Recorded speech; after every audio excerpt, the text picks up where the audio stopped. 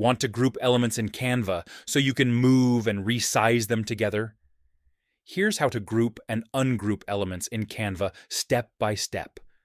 If this video helps, please like and subscribe for more quick tutorials.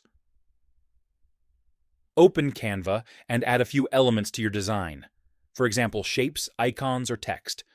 You can select multiple elements in two ways. Hold Shift and tap each element. Or click and drag your mouse over all the elements at once. Once everything is selected, click Group in the toolbar. All selected items are now grouped together. When you click one item, everything moves together. You can resize, rotate, or reposition the entire group.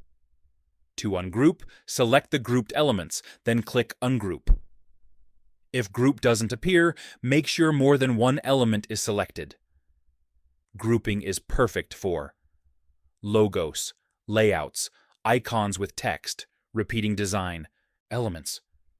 And that's it. That's how to group elements in Canva. Subscribe for more Canva design tips.